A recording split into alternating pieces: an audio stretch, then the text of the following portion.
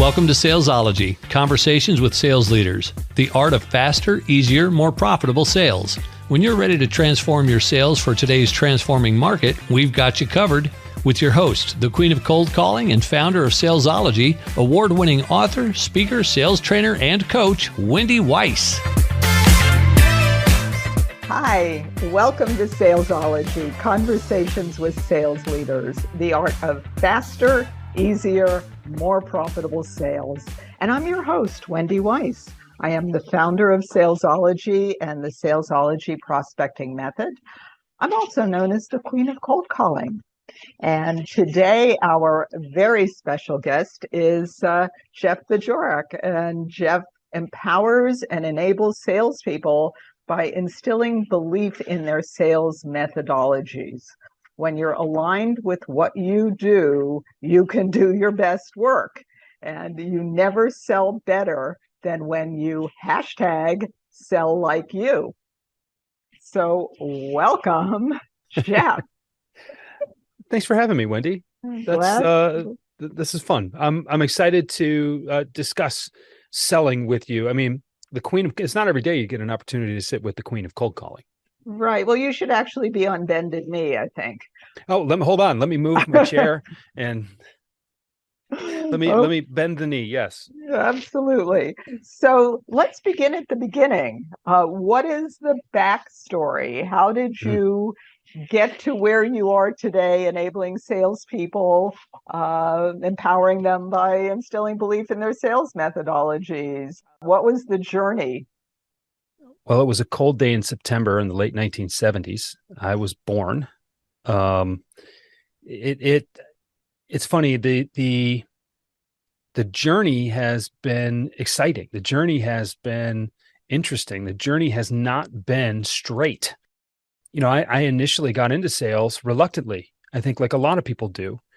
And I think it was through that skepticism that I kind of informed myself of my current methodologies and my current, my platform, if you will, the way I teach, the way I coach, the way I consult. And it's informed by the inalienable fundamentals and principles of selling. Like there are things that have to happen. And I think most salespeople today get too carried away with the tips, the tricks, the playbooks, the blueprints, hey, buy my 7-step, methodology online and put it into play. The very best that people can do with someone else's playbook is mediocrity. And it didn't dawn on me. That very concept didn't dawn on me until just a couple of months ago. If there was one way that everybody should do it, even if there were 3 or 4 ways that, quote, everybody should be doing it, and they all did it, that's the definition of mediocrity, right? We all do things the same way and we get just average results. And it's not until you're willing to put your own spin on things, it's not until you're willing to make sure that you have that alignment that you mentioned when you read my bio, that's when magic happens.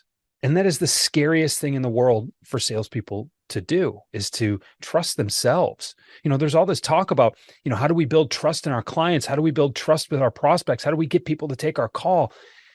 You have to trust yourself before anybody's going to trust you.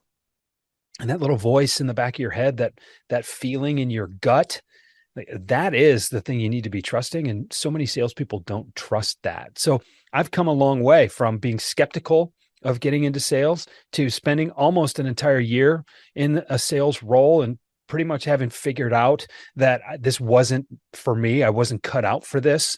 And I was just getting ready to start to formulate my next plan of action when I found myself with a mentor. And when this mentor joined the organization that I was selling for, and he showed me what selling was and what it wasn't, when I had an opportunity to realize for myself that these stereotypes, this thing that I had created for myself in terms of an impression, was incorrect, and it could be anything that I wanted it to be, and I could bring myself to the equation, my entire world opened up for me, Wendy. And at that point, I knew that at some point in my career, I was going to help other people see that too. So I spent about 11 years in total in orthopedic sales. And then in mid 2015, I opened up my consulting and training business to just help show other people what I had learned and help them make the most of their careers and really their lives. Okay, so I want to make sure that I'm understanding what you're saying. Are you saying throw out the playbook entirely, or are you saying make the playbook your own? You don't want to throw out the playbook entirely because the playbook is based in truth. Listen, if like Wendy, you sell a playbook, that playbook worked for you. There are reasons that playbook worked for you. And you're showing methods the same as I do. You're showing methods by which people can accomplish those same results, but I can't use the same methods the same way that you do and achieve the same results that you achieved because those are your methods. So you have to look at what is the fundamental at work here. When your cold calling scripts work for you, what are the boxes you're checking, knowingly or unknowingly, that just need to be checked? The best salespeople in the world look to understand what those boxes are, and they find their own ways to check them. And they may take your suggestions. And if you give, here's 5 ways to check this box. We're speaking fairly abstractly here, so I hope I'm not too confusing for people listening. But if there are 5 boxes that need to be checked, and I like the way that you check 3 of them, I'm going to use them because those feel right to me. Those are aligned with my integrity. But those other 2 ways, those don't sound like me. Or you know what? I think it's probably a better way to go about doing it this way for me and who I'm trying to reach than the way Wendy suggested or the way Jeff suggested. It's having that presence, that mindfulness to know what the right way is for you. And because that is what's going to lead you to believe in that method. That is what is going to enable you to do it to the best of your abilities. And that is going to lead to your ultimate success. So that's what I'm saying there. It's the methods that you teach, the methods that I demonstrate, they work. But why do they work? And how do I make them work? Those are the questions that I think there aren't enough salespeople asking themselves today. So it seems to me that you're talking about salespeople that have a certain level of experience as opposed to salespeople that are brand new. Yes and no. So when I talk about that feeling in your belly, when I talk about that voice in the back of your head, I think every sales rep has that right away. The earlier you are in your tenure, the earlier you are in your career, the more likely you are to disregard that voice. And whenever I'm on podcasts and people ask me, Jeff, what would you tell a younger Jeff? What would you tell Jeff who's just starting out? The only way I answer that question is I say, I'd listen to that voice sooner. You trust that intuition. That intuition will never lead you wrong. It has never led me wrong. It has never led any of my clients wrong. Where we get into trouble is when we doubt it and when we try to find another better, more proven way. And the beauty there of seeking out those other ways is the knowledge you learn along the journey. But what inevitably happens is you end up right back where you started. And it's like, oh, I knew this was the right way to do it. I just didn't believe it right away. And then with everything you've learned in the process, you come back to that initial intuition and it works for you. And it's magical. I've seen it happen so many times. So it's not that what you're teaching is not what I want. Look, we both do similar things here, Wendy. We're having these conversations, trying to demonstrate the lessons, trying to help people give that bigger understanding of what is at work when you go to make sales. But more often than not, because we're people and we interact with people like us, we already know, we have a feeling of what to say. And the sooner you stop denying that, the sooner you'll start selling like you. I would really disagree with that. I would say most beginning salespeople do not know what to say. And without some sort of basic training, they're going to struggle. Now, once they have some experience, then things change. But initially, most beginning salespeople do not intuitively know what to say. Let me reframe that. Okay. If let's say your first day in a sales role and someone hands you a script and says, you should say this. If your gut tells you, oh yeah, no, that sounds great, I'm going to do it. Okay, go do it. If your gut tells you, oh my gosh, that is the antithesis of what I would say. You may not have the right words in your head, but when something that you something that you read, something you're told to do feels wrong, it's probably wrong. And it may not be wrong for everybody, but if it's wrong, if that feeling is there, it's not the right fit. There's not perfect integrity there. And I don't want to get caught up in the concept. I don't want to confuse people by suggesting that you don't need a script or talk tracks to be given to you to help give you the frameworks and the guidance of the direction to head in, right? Someone who's just green off the street. Yeah. I mean, people tell me that I'm good at talking. So let me see if I can sell things. Like, you need a direction to be headed in. The frameworks are there. The process of selling is firm. It's undeniable. You need to identify who you can help. You need to get their attention. You need to communicate your value. You need to ask for next steps. Those are the things that have to happen in the sales process. The way you go about getting that attention, the way you go about communicating your value, those methods are uniquely personal. And that's the message that I'm trying to get across. So it's not like you need to build a brand new methodology for yourself from the ground up. Take what's already there, because people have been selling things for thousands of years. We're really good at it by now. We know what it takes to make sales. But understand that you are the secret ingredient to your own sales success. And the sooner you recognize that, the sooner you pay attention to that intuition, the sooner you're going to experience that success. Well, I will say that there are certainly a lot of really bad scripts and talk tracks out there. Mm-hmm. That said, I've yet to run into a new salesperson that, when handed a script, says, sure, I'll do this. Most of them say, that won't work for me. So I think we're going to have to agree to disagree on this basic point. I am okay with that too, Wendy, because I feel like obviously we're on Zoom here, we're talking, and I'm seeing your expression while I'm talking. It feels to me like I'm not totally communicating the point, and I don't want to spend too much time belaboring this point. And I'm happy disagreeing with you, or agreeing to disagree with you on this, because I think if we had enough time together, we could probably find a lot of common ground here. And I'm not suggesting that anybody out of the box without training can go out and make a bunch of sales.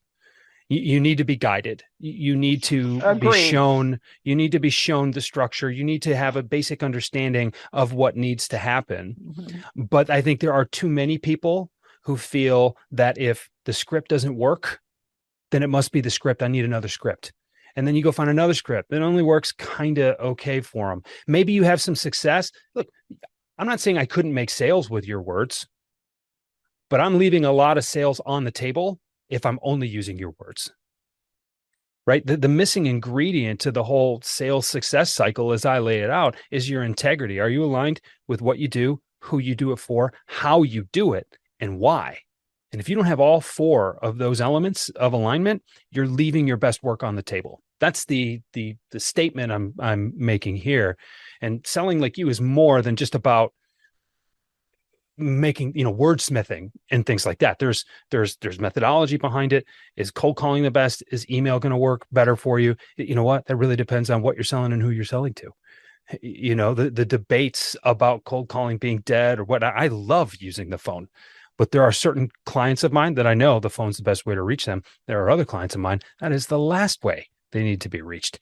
You have to give yourself the freedom and the bandwidth to feel, think about the best way to reach the person you're trying to reach right now, rather than just trying to plug yourself into a predetermined methodology. I think that will work for some people if they're okay with average results.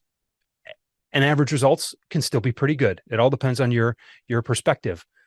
But I think to do your very best work as a seller, you need to bring yourself to the equation. Okay, so what are the things that people should think about that maybe they're not thinking about to bring themselves to the equation? I think, I touched on it just a minute ago, but this concept of integrity. And when you say integrity, it's much more than just the difference, or it's much more than just doing what you say you're going to do. right? It's really having that alignment. It's having a purpose behind what you're doing, something that you're aligned with. When you're aligned with what you do, what you sell, who you sell it to, how you sell, and why, all of a sudden the disciplines that we talk about, they're a lot easier. There's a lot less friction. There's a lot less resistance in the whole equation. If I just firmly believe in what I'm doing and who I'm doing it for, it's not harder to make an extra call. It's not harder to maintain the boundaries around your prospecting blocks. It's not harder to ask for that sale. It's not harder to you ask for referrals. Everything that we talk about and we teach, and salespeople are just like, well, I know I need to do that. I even know how to do that. I just can't get myself to do it. It's a lack of alignment. It's a lack of integrity. And that integrity is the foundation of the belief you need to perform your best. If you don't believe, you're not going to perform, let alone at a high level. But your integrity is the cornerstone of your belief. Your belief enables your performance. When you performance in a way that you're proud of, it reaffirms your integrity. The cycle continues. The flywheel starts spinning. And when I look at I look at organizations, they want to bring me in for training. They want to bring you in for training. They say, you know what? Training is what we need. We need training. We need better skills. I don't think most salespeople need better skills. I think they have more than enough skills to survive. They have more than enough skills to thrive. When you forget about or ignore the integrity and the belief part, you're leaving 2/3 of the sales success equation unattended. We want to give people skills so that they can be confident, and hopefully that confidence rubs off a little bit on belief. But when we don't really tap into the why, when we don't tap into the purpose, when we leave integrity alone, that is something that goes unaddressed that can have such significant impact on results. I mean, we've studied the science. You and I both have studied the science of what it takes to be a better seller. What is much more interesting to me is looking into what holds people back from doing what they know will work. That is a much bigger obstacle for salespeople today. Let's look at what's getting in your way rather than assuming it's a skill issue or a motivation issue. It's almost always an integrity issue. So how does that manifest? How does the salesperson know that they have an integrity issue? How does the sales manager know that there's an integrity issue? You got to ask the questions. You got to pay attention. You got to have the conversations. Sometimes it's as simple as a survey. It's as simple as a 4-question Google form or a survey that you can have your reps fill out anonymously, and just say, on a scale of 1 to 10, how much do you believe in what you sell? How much do you believe in the methods that we've given you? How much do you believe that we have product market fit here? Does the mission of this company align with your personal goals, your personal mission? Are you selling the right things for the right reasons? I have an exercise that I do with my clients. It's one of the first things I do with them, and it's called What is Your Why? And it's the belief portion of the integrity, belief, and performance equation. And there's 5 questions. Why do you believe in this company? Why do you believe in what you sell? Why do you believe in yourself? Why do you believe your customer's better off for doing business with us or with you? And then the 5th question is kind of a trick question, is why do your best customers buy from you? And the reason that's a trick question is if you haven't asked them, you don't know. So when you fill out, and it's amazing when I do this survey, it takes 30 to 45 minutes with a small team. And we talk about the answers, and you realize the commonality in your answers, between your answers and those of the other members of your team. Just answering with your personal reasons for why you work, where you work, why you choose to sell what you sell, the messaging that comes through that you can use, that you're probably not using because your marketing department didn't put it in bullet point form on your website. And it works. And people feel really, really good, and they feel like they're ready to run through a brick wall to go sell what they sell. And that 5th question being a trick question, I say, look, go ask this question of your very best customers. Don't ask it of all your customers, because you don't want to replicate the bad ones. you want to replicate your best customers. They will give you the language to find them.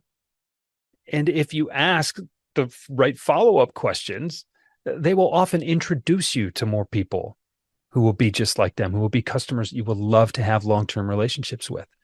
And when you just tap into this belief, that enables so many things, but that belief is rooted in integrity. So if they can't answer those questions, if they give very high level surface answers that aren't very specific for why they believe in this company, why they believe their customers are better off buying from them, it is a clear signal that the integrity isn't there. And depending on how those answers are filled out, if you do it in a group setting, if you do it anonymously as a leader, then you have a pulse of your team, and you'll know that you have a direction to head in. You're not in a position where you can effectively lead this team as well as you would like to. That's an indicator. And there are exercises, or they could call someone like you and come in and help them with this. But I think these are conversations that are not typically had by sales trainers and consultants. These are certainly not conversations and questions that are being asked of sales leaders of their teams. It's get them in, get them a script, get them on the phones, get them sending the email messages, get them put into their sales engagement platforms. Let's get the sequences going, and let's turn on some results here. And there's just so much potential, and there's so many results being left on the table because these are non-traditional leadership and sales questions and conversations. It's interesting that you would say that, because one of the first things that we do when working with clients to have them create the scripts, because I'm a very big believer in scripting. Yeah, they have to interview some of their best customers. Good. To capture the language that we then can use in the scripts. That's why you're one of the good ones, Wendy. You don't just bestow the title of queen on you. And let me be clear. I'm not against scripts. I had them. I wrote them. I help my customers with them. But if we have 10 reps on a team, they're going to have 10 versions of the same script. Yeah, that's okay. Okay. So it's understanding the direction. And the thing is, the act of creating 10 different versions of that script is the magic. That's where you encourage every rep to find that alignment, right? They've got to have an active role in it. And there's something more to it than just picking the right words. It's, okay, why are these the right words for you? Let's talk about that. Let me help connect. Because if you just give 10 sales reps the ability to write their own words, they're going to say, oh, okay, these are the words I chose. But to take it a step further and say, why those words? What is it about those words? Why does that resonate with you? And the answers aren't so simple. There's a feeling, there's an emotion tied to that. Do you want the emotion that's tied to the words they're using? Do you want that to be something positive, something that is going to drive them? Or do you want them to feel somewhat disconnected, even a little disconnected from them, and not have that full forward momentum? Any little disconnection in the method creates resistance. And that's the reason people don't make the extra call. That's the reason people have a hard time picking up the phone. That's the reason when, people, it's 9 o'clock. It's time for me to make calls. Oh, I'm going to get a cup of coffee first. One more cup of coffee first. And then they run to the kitchen and they get a cup of coffee and they come back. And in the meantime, something else has come up. And then before they know it, it's 25 minutes to 10 and they haven't picked up the phone yet. They haven't sent that email yet. They haven't done the work that they had blocked off specifically to do. That resistance spreads really, really quickly. And so the more you can eliminate that resistance, and I believe the way to eliminate that resistance is through integrity, the way that I'm laying it out here. The less resistance there is, the more, not only are you going to get more work, it's going to be better work. You're going to sell bigger deals at higher profit margins. You're going to feel better about it. Your customers are going to feel better about it. That's going to lead to better loyalty.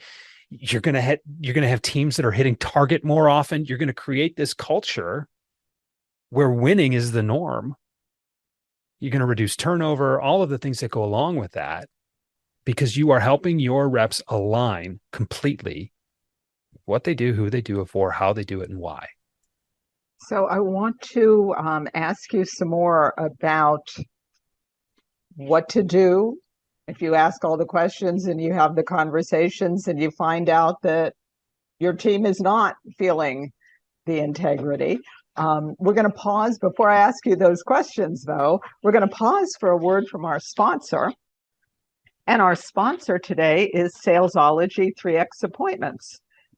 You know how frustrating and stressful it is when you leave every sales meeting wondering if your sales team knows how to sell because they're not selling and all you ever hear from them are excuses. They blame your marketing, they say you need to do more social media, and they say you need a new website. You know something's wrong, you don't quite know what it is, and you're even starting to wonder if it's you. You don't have a lot of options. You could fire them all and start from scratch. That would be expensive. And you're really sick of waking up in the middle of the night wondering how to fix this. Well, imagine instead that you have an easy-to-use, replicable system that ensures that your team can easily schedule qualified appointments. And imagine that your team is excited and motivated. No more excuses, and you feel good. Salesology 3X Appointments can make that happen.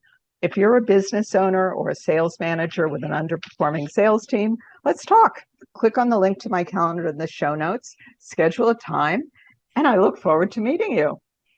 And we are back with Jeff Bajorek talking about integrity and sales and getting your team to feel confident and feel the integrity and feel in alignment so that they can sell. So here's my question. You've said that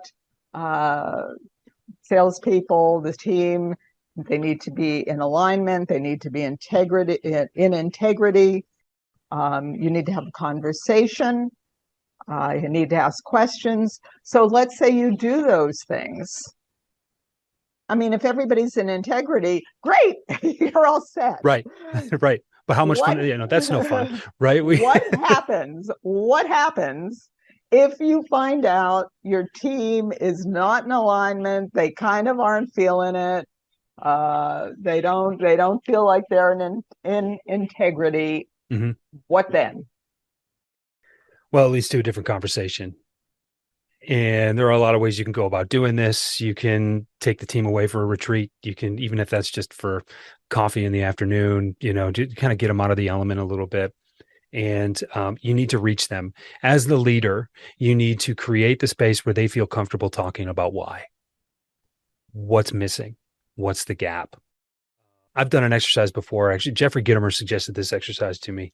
And he said, what three things would he's like, I do this with he does this with some of his clients. And after he suggested it to me, I've done it with some of mine. And it's called If I Were the Boss. And it's a suggestion box on steroids. If you were leading this company right now, no one dies, no one gets fired. It's just hypothetically, right? We're not suggesting that we're not saying we're going to make any moves here, but if you had control of the company, what would it look like? And it can be done anonymously. You can give people the opportunity, depending on the dynamics of your team. I mean, all this stuff can be done with full transparency and disclosure, or with full anonymity. And you really get the pulse of your team. Where are you missing? What would they do that's not being done? What do they really feel like? And you start to connect those dots between what they want and what you want or what you need. And look, if you don't have the right people on the bus, so to speak, well, we know what has to happen, right? You either got to get the right people on the bus or you got to get off that bus, right? There aren't too many, variables in that equation, but that's where the work starts. And it's communicating. It's creating the environment for those conversations. It's making your reps feel safe enough to be able to discuss this stuff with you. And, like I said, there are a couple of variables there. You can get new people. You can train up a little bit or modify your situation to where there is a little bit more alignment between the reps that you have and what you're asking them to do. Or, of course, you can go find a different bus to get on or to drive, yourself. But none of the best practices that you and I talk about are effective in the absence of truth. We can say this will work, this will work, this will work. But if the truth on the ground is there just isn't a fit here, you can tell, the people are underperformers for lots of reasons. And you can give them everything they need to succeed. And still everybody's not going to succeed. There are going to be a couple of people who just can't do it for whatever reason. I think you need to find out what those reasons are. If you see real potential in somebody, you need to find out what those reasons are and come up with some fixes, or you need to move on. And those are the conversations and the questions that, leaders don't like to ask themselves because they're hard. These are big time decisions, but these are the decisions that have to be made. Yeah, letting go is hard to do. Oh, yeah. And look, Wendy, I'm not suggesting that any of this is a picnic or a walk in the park, but this is also the job, right? We got to be honest with ourselves about what our responsibilities are. And if your responsibility as a leader is to put the best product out there, is to deliver the best results possible by putting the best product on the field, from the player and manager analogy standpoint, you have to dig into what's holding them back. And that means doing things that maybe not everybody else is doing. That means by asking questions that other people aren't asking. That means by having conversations that other people aren't having. And, I say this to reps all the time, but it still applies to leaders too. When you ask questions that nobody else asks, you learn things that nobody else will learn. When you learn things that no one else will learn, then you know things that nobody else knows. When you know things like that, you can solve problems that no one else can solve. And when you can solve problems no one else can solve, you can make sales no one else can make. So take that over to leadership. Are you willing to build the environment necessary to create the safe, vulnerable space necessary to have the kinds of conversations that you need to have in order to enable your team to perform at their best? If you aren't, why not? And if you are, then you're going to separate yourself and your team from everybody else. But this takes guts because it's kind of new agey. It's kind of taboo. It's kind of squishy. Like, I've never had anybody argue with that. I've talked to a lot of leaders about this. Never had anybody argue with that, but pushing the button on moving forward, it's like, oh, it's not black and white. It's not, it's like, it's squishy. I don't know. We need to get to the point where we recognize that there is a value to this, even if Peter Drucker can't measure it. Yeah, well, my first career was, our listeners may or may not know this. You may or may not know this, Jeff, but my first ballerina, career was, right? Well, I danced in a ballet company. Mm-hmm. Yeah. And, one of the things we're always pushed to do as artists is get out of your comfort zone. Mm-hmm. And one of the things I always push my clients to do is to get out of their comfort zone. And that's probably the hardest thing for just about anybody, to do something that they're not comfortable doing. Have you ever read Stephen Pressfield? No. Oh, where is it? Oh, it's just out of reach here. There's a book called The War of Art. It'll take you an hour and a half to read. Pressfield is credited with describing that feeling of emotions, that set of circumstances that you just demonstrated or that you just talked about. He calls that the resistance with a capital R. I learned about Stephen Pressfield from Seth Godin, who referred back to that very concept. That is exactly what gets in people's way. And the way you overcome the resistance is by recognizing it's by getting to the point of that integrity to where you can believe that this resistance is worth overcoming. And that's what every artist fights. And I believe salespeople are artists, right? Because there are other things that have to happen. That's the process, right? These are the boxes that we need to check. But the way we go about checking that we put our own spin on that. So that the process and the methodology, that is the science and the art of the selling movement, of the selling mechanism. And when you get to do it your own way, when you bring yourself as the secret ingredient, when you have that belief, that mental sales swagger that I talk about, like, that's when things get really, really fun. But it's the hardest thing in the world, to your point. There's the hardest thing in the world to say, well, wait a second. No one's done it like this before. I'm afraid to do it that way. Because what if they all laugh at me? What if it doesn't work as well as I want it to? I will take someone else's framework and be mediocre with it because I can guarantee myself mediocrity rather than take a risk on greatness. That is the fight. That's the battle that we all have. I've fought it. You've fought it. Everybody listening has fought it or is fighting it right now. And in a lot of ways, Wendy, I think that's what makes us human, right? Is how we interact and how we battle, these types of forces. And that is the beauty of what we do.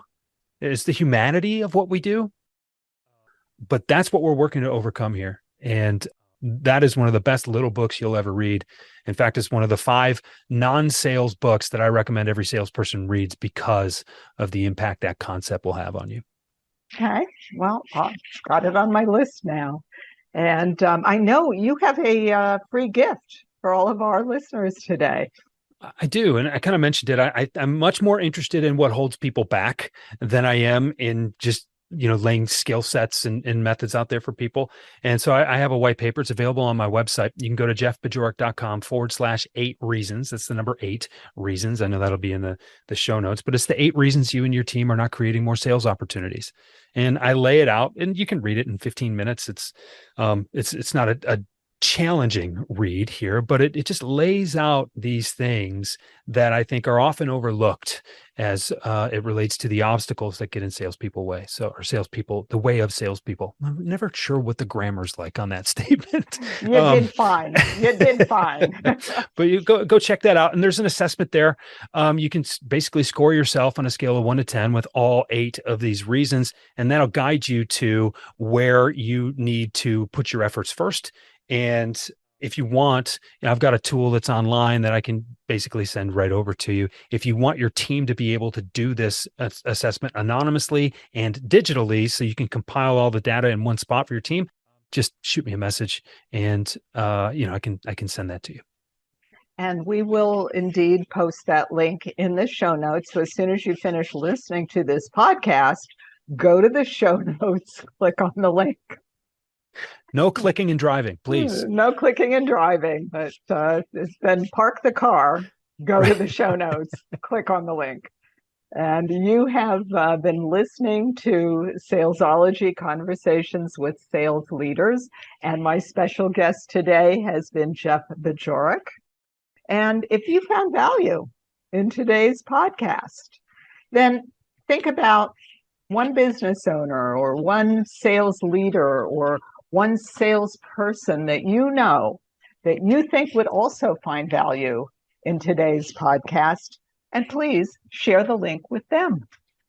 And till we meet again, visualize yourself surrounded by cash, really large bills. You've been listening to Salesology, Conversations with Sales Leaders, the art of faster, easier, more profitable sales. Be sure to follow so that you don't miss a single episode. And while you're at it, please leave a rating and review, and be sure to share it with your friends.